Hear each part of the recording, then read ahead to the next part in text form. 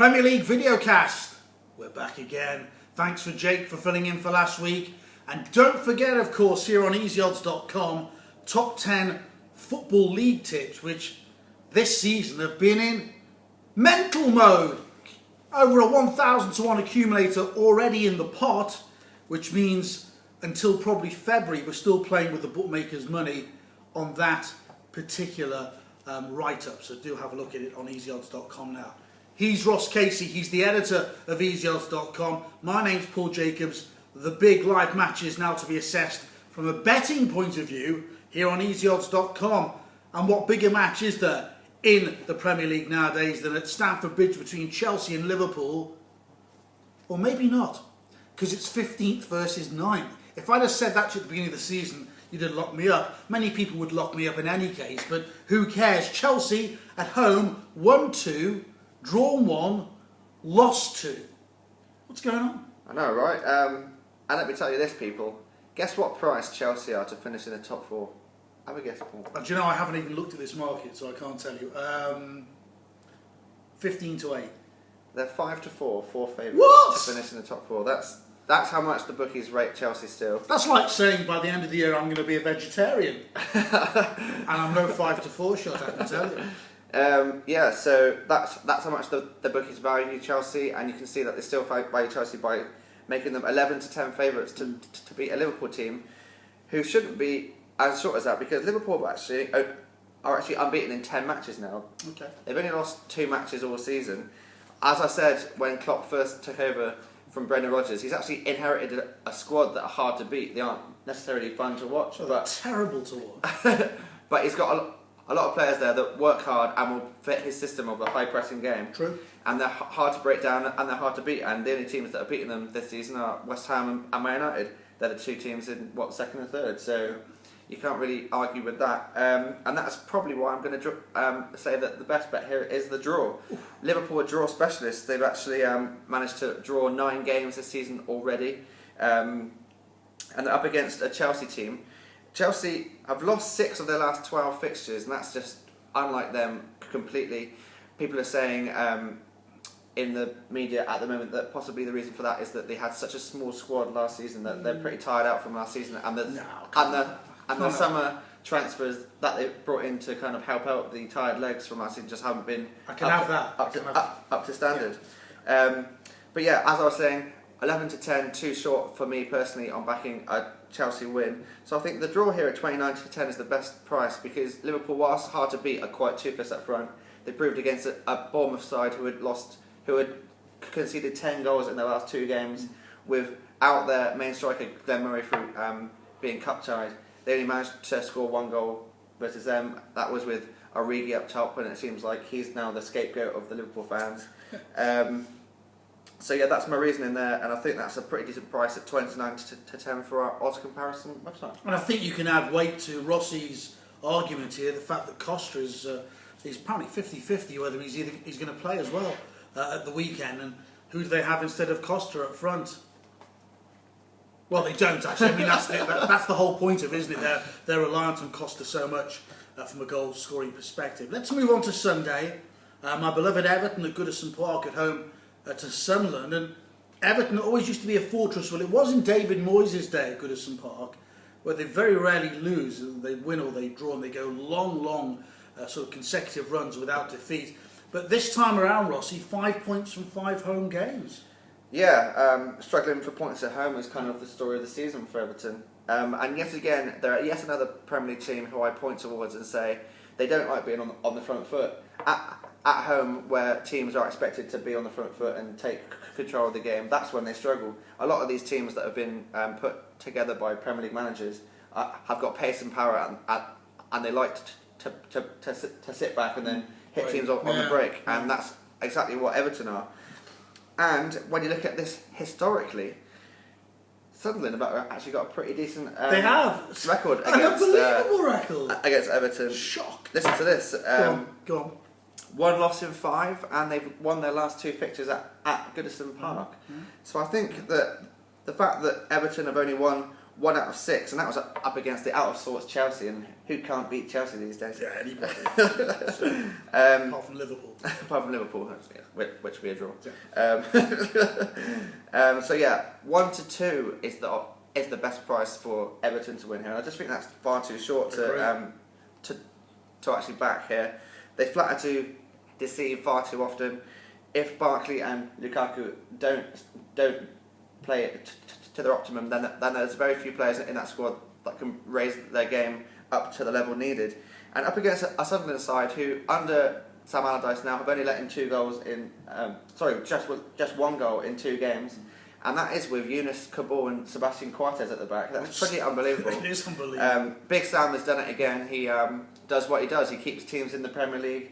He's hard to beat.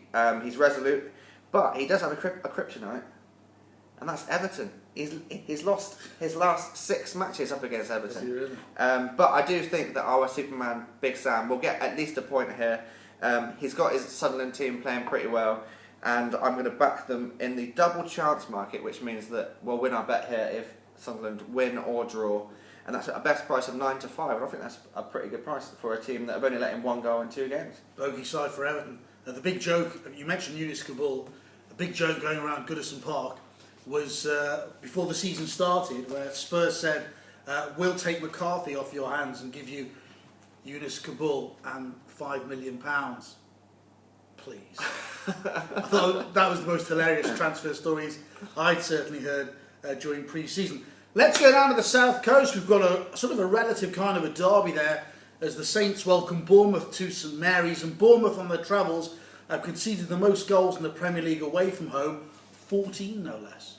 Yeah, this is a South Coast derby. Normally it's Southampton versus Portsmouth that we're used to watching, but no, this time that's not going to happen for a long time. Yeah, this time it's plucky old Bournemouth, the Cherries, and they're really struggling thanks to the spine of their team being completely ripped apart by injury. Feel really sorry for Eddie Howe. He managed to create a pretty great to watch team with the likes of Wilson, Gradle. Who else is out for them recently? Tyrone Mings as well. Also, but really effective as a team, weren't they? All suffering from cruciate ligament injuries, really horrible to see. And they've shown that they're really struggling to get back to terms with the fact that they've let in 10 goals in the last 2 Premier League games. I don't think that they're going to get absolutely pounded here, but I do think that Southampton are actually pretty good value at 57 to 100 to win. It is odds on, and that's rare for me, but I do think with these facts it will happen. They're unbeaten in 5 against Bournemouth. Bournemouth have failed to score in 5 of their last 8 matches at Southampton. They're unbeaten in the league against the Cherries, so Bournemouth have never won a league game against us at Southampton. As I said, they've let in 10 goals in the last 2 games. Although they did only lose 1-0 to Liverpool, but as I was saying, they're pretty powder puff in front of goal, so I bet attacking force surely would have put something more than that against them. Although they have finally dropped Artur Buric, who's just been... Artur Buric. As a heritage, I actually am a little bit Polish, so I do quite like Artur Buric, just for the fact he's a Polish footballer, but he thinks he's a winger when he's a goalkeeper, which is not great for the Bournemouth fans. So I can see why Federic has come in, and he only let in the 1 at Anfield, so maybe he is giving their back four a little bit more of hope than his predecessor.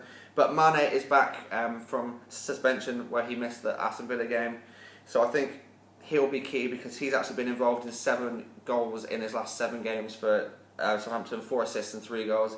I think he's a really good player, and I think he's someone that Liverpool might sign in January. Ooh. You heard it here first. Well, thanks. That's nice. I like that. So that's my tip there. Just a straight up home win, 57 to 100 of Southampton to beat Bournemouth in the South Coast derby. Lovely. Thanks to Ross Lewandowski for that one. I didn't know you had Polish relatives. You've done that tree thing, have you? Gone back in time?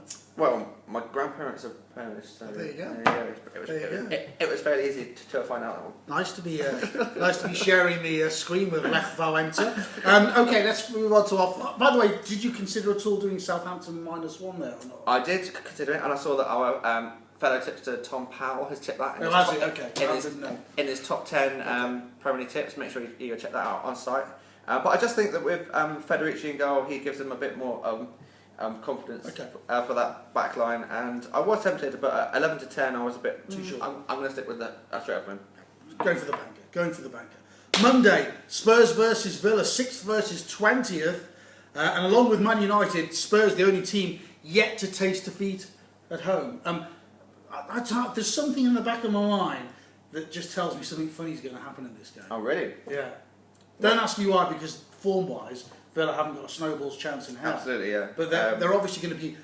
They're obviously going to be more comfortable, not confident, but comfortable, as they have been for the last few seasons, playing away from Villa Park, where the pressure has just stymied them completely, hasn't it? Yeah, the pit of Villa Park somehow seems to put a lot of pressure on the home team.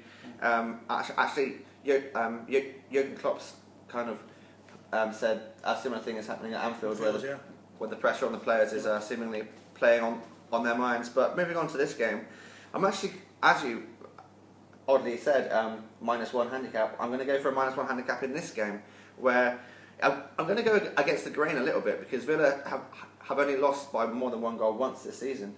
They tended to kind of hang on in games, but then fall to the sword by the end of it. But I think here Villa are just pretty on their last legs, and until they get their new manager in, I think that will just continue to happen. So I'm going to go with -1, which means, of course, that Tottenham will win by more than 1 goal, and that's the best price of 5 to 4. They've only lost once in 13 to Aston Villa. That was last season at White Hart Lane in a 1-0 loss, but they can bounce back to their usual standard here. They're unbeaten since the opening day, where they were quite unlucky to lose against Man United at Old Trafford, I felt. Villa have only scored 2 in their last 6 at White Hart Lane. They're on their longest losing streak in the Premier League, with 6 losses in a row.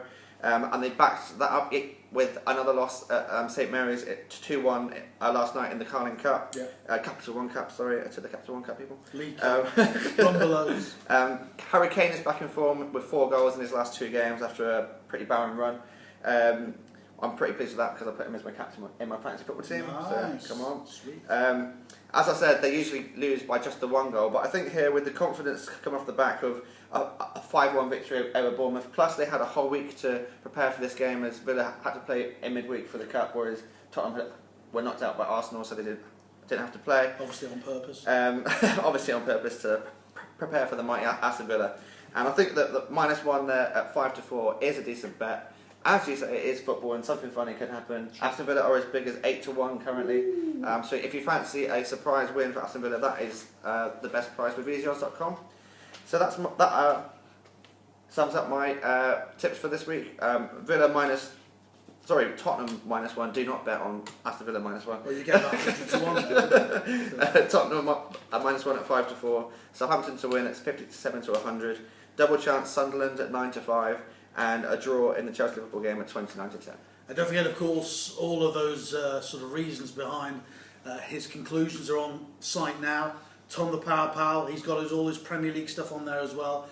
Top 10 Championship, League 1, League 2 bets as well up online, but absolutely be flying at the moment as well. And if you're a fan of horse racing, loads of stuff on the Breeders' Cup this weekend as well. It is going to be a fantastic weekend of sport on the betting front. My thanks to us, Katie. We'll be back next week here on Easy Odds for the Premier League videocast. Have a profitable and enjoyable, and most importantly, a safe weekend.